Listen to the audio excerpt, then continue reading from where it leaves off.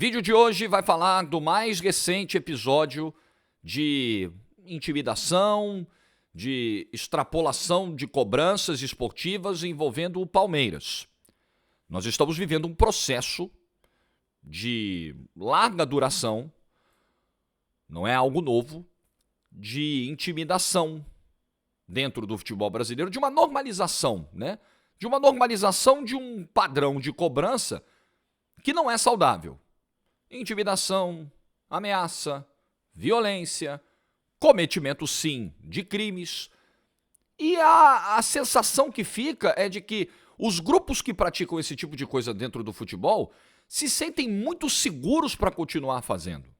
E por que essa segurança? Baseado em que eles se sentem tão seguros assim? Vamos tentar achar as explicações no vídeo dessa quarta-feira aqui do canal. Deixa o seu like, se inscreva, ativa o sininho, vamos lá, rumo a 140 mil inscritos no nosso canal. 2 recados hoje. O primeiro, link no primeiro comentário do vídeo pro Aposta Ganha, que vai trazendo já para você as cotações dos 5 jogos da rodada das eliminatórias sul-americanas. Tem Colômbia e Uruguai, tem Brasil e Venezuela, tá tudo lá. Você pode conferir agora, fazer a sua fezinha. Primeira coisa que você vai fazer quando clicar no link é se cadastrar no site. É rápido, ajuda muito o nosso canal e aí daí pra frente você se diverte com responsabilidade. Link no primeiro comentário do nosso vídeo.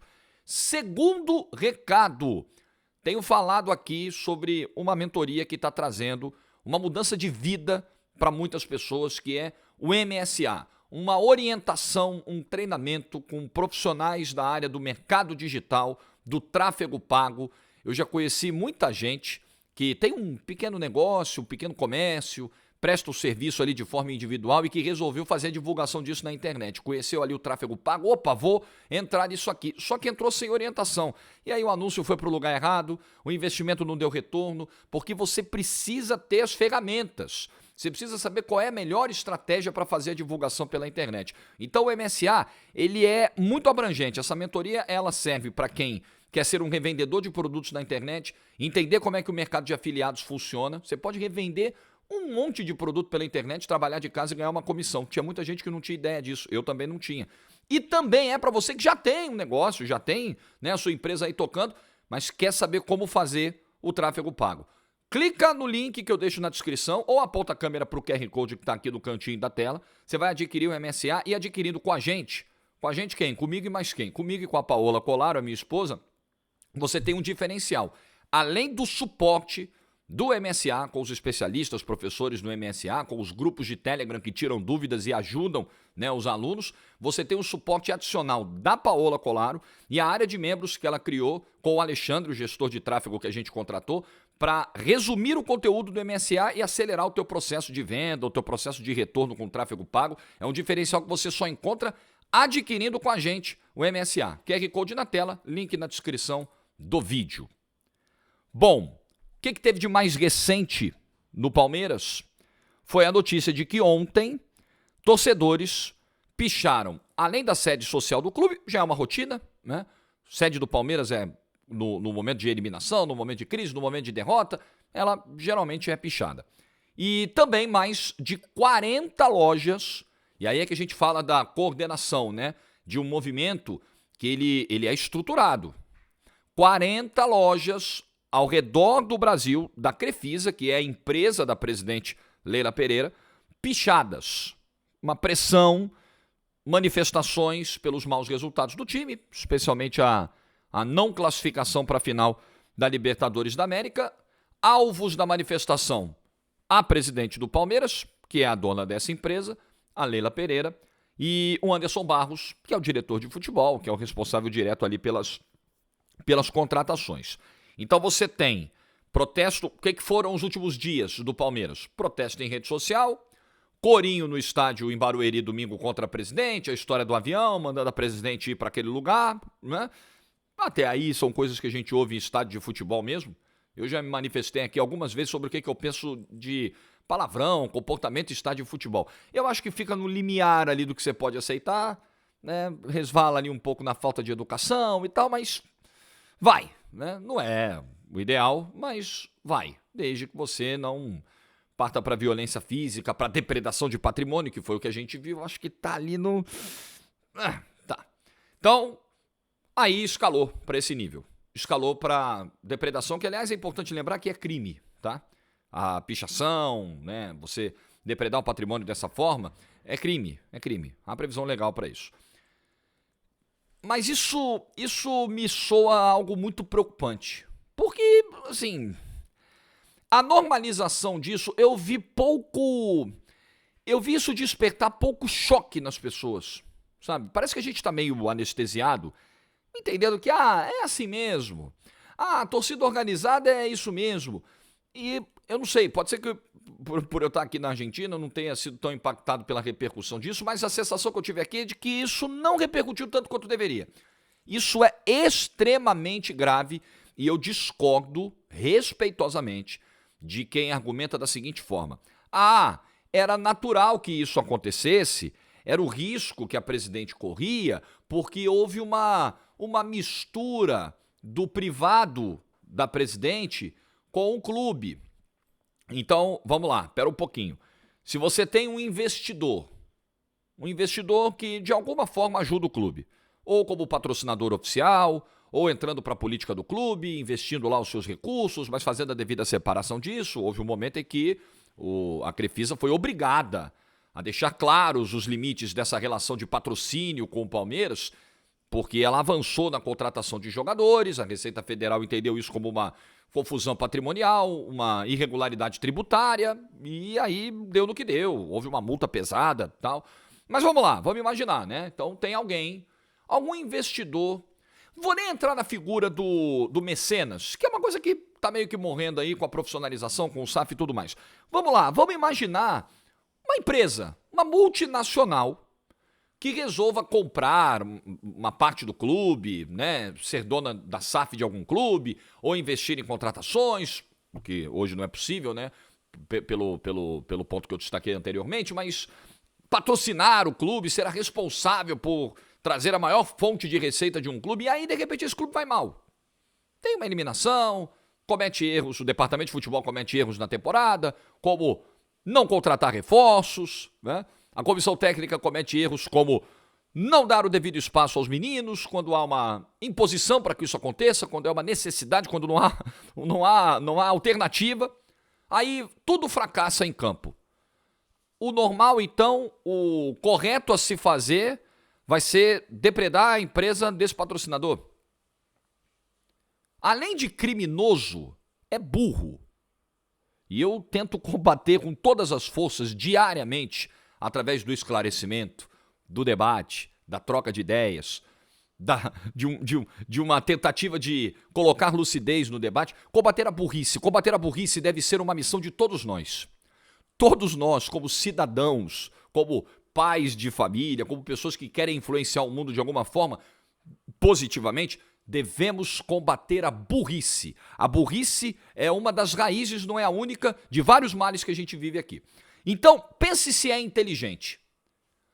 Num ambiente do futebol onde você precisa captar recursos, você precisa trazer empresas para perto do futebol, é um negócio cada vez mais caro.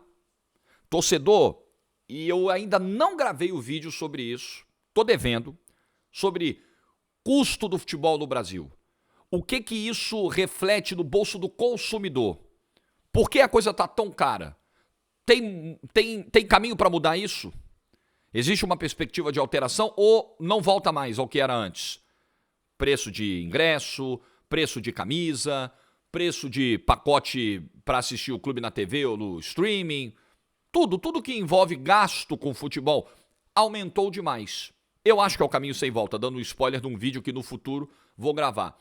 Eu compreendo que existiu, não é uma questão nem de compreensão, é uma constatação. Isto está você concordando ou não com os preços praticados, que há ou não uma elitização no futebol, é um fato. O perfil do torcedor que frequenta o estádio hoje, ele se alterou profundamente se você comparar com 20 anos atrás. Pega o que eram os estádios no início da era pontos corridos em 2003 e o que são hoje os estádios.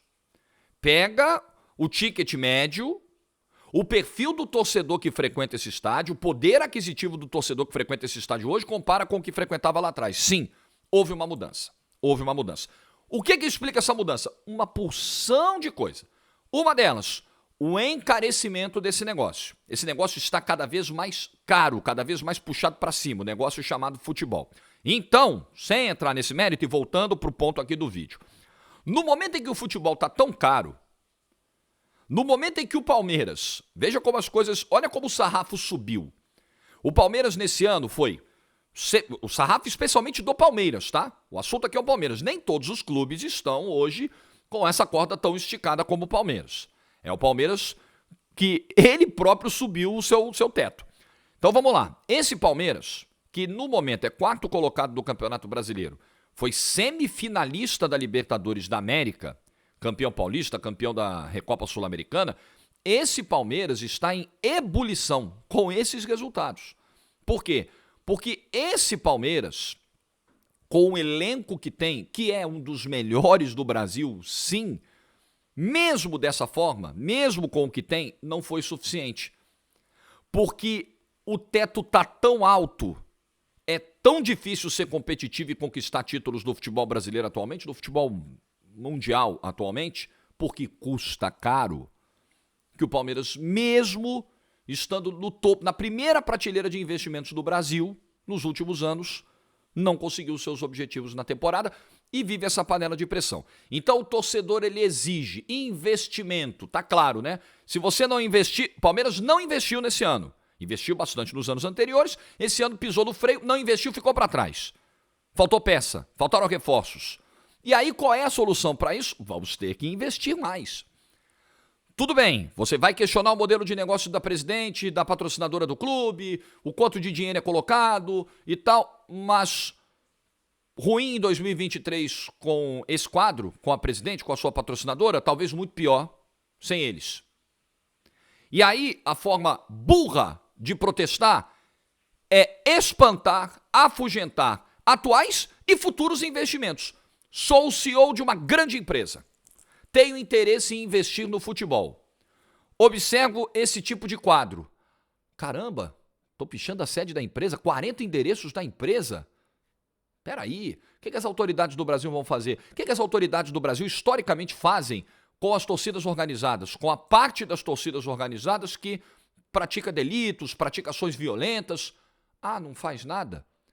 Prende os caras, mas depois os caras estão soltos. Tem cara aí com ficha corrida com 5, 10, 15 passagens de confusão em organizada, confusão em estádio, confusão fora de estádio, ameaça em rede social. É assim? Os caras estão com muito poder. Eu não vou botar dinheiro nesse negócio, mas nem louco. É burro. É um jeito burro de protestar. Mas, obviamente, que o cara que pratica violência, a visão dele é limitada. Ele não vai ter visão macro. Ele não vai ter visão de futuro. Ele não vai avaliar as possibilidades. Claro que não. Ele não consegue, porque ele vê o mundo dessa forma. E para quem vê o mundo dessa forma, você tem duas opções. Educação, vamos combater a burrice no dia a dia, e ou punição. Simples assim. É assim que uma sociedade avança. É assim que uma sociedade mostra a total desconformidade e intolerância com pessoas que têm a violência como padrão de vida. Como meio de se alcançar o que quer. Como meio de se alcançar uma mudança. A violência nunca pode ser a depredação, a estupidez, a ameaça, porque isso é uma ameaça. Isso é uma ameaça. Presidente, olha aí, ó. Não deu o que a gente quer, porque a gente sabe que não é só a questão de resultado que está colocada aí. Nós sabemos que o rompimento da presidente do Palmeiras com a principal organizada do clube gera esse tipo de situação também. É um pacote. Então, o meio de se conseguir o que quer, então é esse? Isso é uma ameaça. Ó, não deu o que a gente quer, continuaremos e avançaremos, porque é uma subidinha, né? É uma escalada. Começa com a vaia, aí vai para pichação, aí vai para ameaça de rede social, aí vai para pichação no clube, aí vai para pichação na loja da presidente. O que mais? Aí vai ser na casa da presidente? Na casa do Anderson Barros? Aí eles vão começar a ser perseguidos quando precisarem ir à rua, a um restaurante, a ter suas atividades da vida privada? Onde isso vai parar? Onde vão entrar as autoridades do Brasil? Polícia hoje faz o que dá para fazer. Prende os caras, justiça solta. Legisladores de Brasília, quando vão se debruçar na gravidade disso. Nessa situação que envolve organizados, que envolve grupos de torcedores do Brasil, dessa situação absurdamente fora de controle. Isso vai mudar quando? É muito sério o momento que a gente está vivendo. E essa notícia da pichação na Crefisa, ela se soma a uma notícia que eu li no fim de semana do Alexandre Guariglia e do Gabriel Amorim, do nosso Palestra, sobre o que teria acontecido com o Jorge, lateral esquerdo, com o Bruno Tabata e com o Navarro nas suas passagens pelo Palmeiras. Eu tinha lido isso, acho que no domingo, e aí eu pensei, olha, durante a semana vai ser uma data FIFA, a gente não vai ter tanto jogo até quinta-feira para abordar, eu vou, de repente, na quarta ou na quinta de manhã gravar um vídeo sobre isso. Só que, além disso, surgiu o episódio das pichações. Então eu falei, puxa vida, né? Olha aí, que problema, né? Então dá pra gente até adicionar esse tema à ideia inicial. Porque, segundo o pessoal do nosso Palestra, embora nenhum desses 3 jogadores que já saíram do Palmeiras tenha desejado expor publicamente o que eles passaram, houve ameaças. Eles se sentiram ameaçados e isso os fez, né? Eles saíram do Palmeiras por isso. Eles se sentiram ameaçados, eles receberam ameaças e tocaram as suas vidas fora do clube. Eles foram, a grosso modo, eles foram expulsos do Palmeiras por alguns torcedores em rede social e até no âmbito pessoal, até no cara a cara, porque teve o episódio com o Jorge do carro dele que foi danificado, né, quando chegou ao CT do Palmeiras para treinar. Ele estava, aqui ó, 2022. O carro dele foi atingido por uma pedra e ele sofreu ameaças verbais. Esse caso foi público. Esse todo mundo viu, esse todo mundo soube. As questões envolvendo o Navarro e o Tabata não se tornaram públicas na época, mas pela apuração dos colegas do nosso Palestra, isso aconteceu. Eles não queriam fazer nenhum alarde na época, saíram numa boa, mas eles e seus familiares passaram por poucas e boas em redes sociais. Infelizmente. Eles eram ameaçados, segundo a reportagem. Ameaças graves surgiam nas redes sociais dos familiares também, porque essa gente é covarde. Essa gente é muito covarde. Essa gente se esconde na rede social, essa gente usa a rede social para despejar o ódio contra o alvo e ainda de forma covarde para atingir moralmente, para ferir ainda mais esse alvo, atinge pessoas que não têm nada a ver com a história. Nada a ver com a história.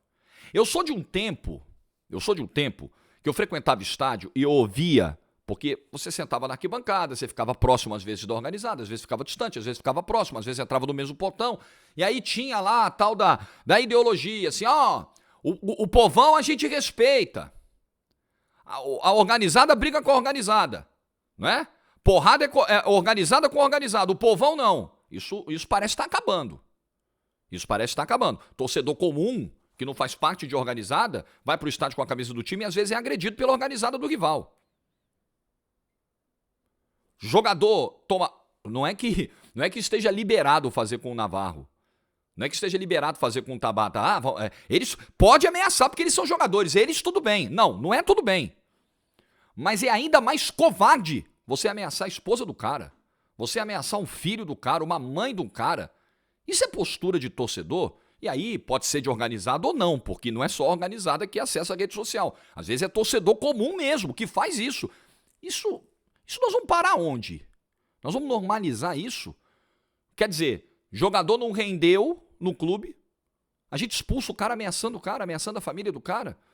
Tem relato aqui nessa reportagem de que até os familiares do Navarro e do Tabata, no período dessas ameaças, eles tinham medo de circular nas ruas de São Paulo. Tinham medo de ir ao Allianz Parque, porque eles recebiam ameaça.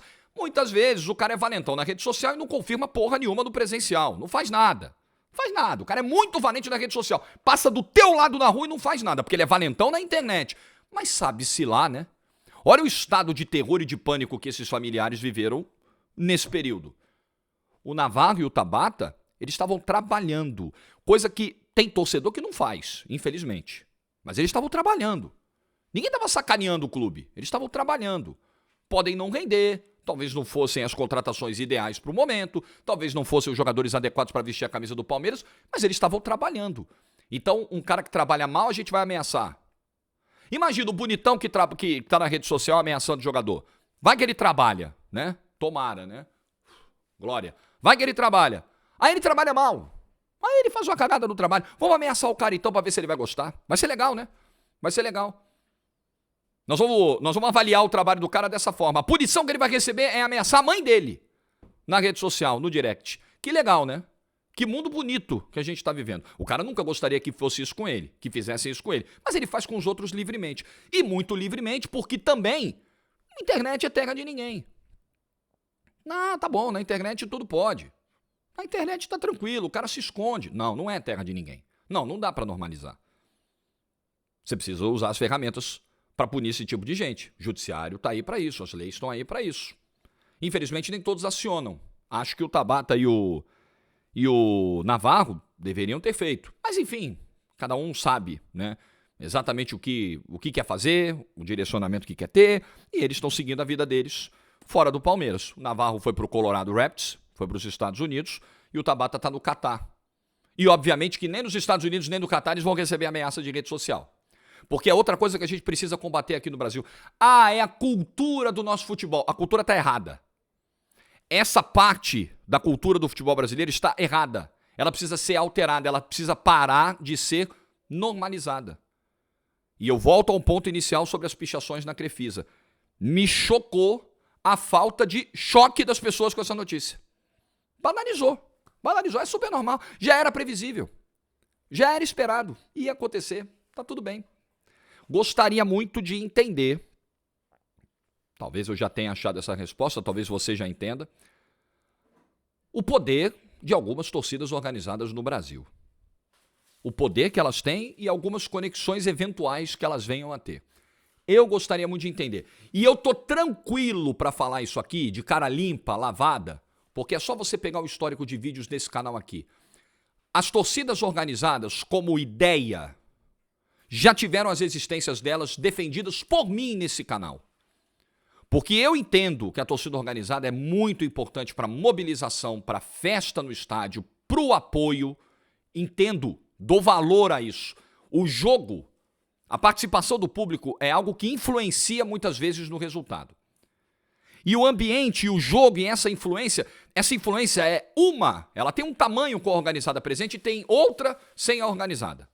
Isso para mim tá claro, eu sou frequentador de arquibancada, então eu posso dizer isso com tranquilidade. Chegar e dizer que a torcida organizada não tem qualquer valor, que a existência dela no futebol, ela precisa ser abolida, eu discordo. Eu acho simplório, eu acho injusto, eu acho pouco inteligente também. Agora, o que não dá é a organizada ela é muito importante, então ela pode fazer o que quer. Não, ela não pode fazer o que ela quer.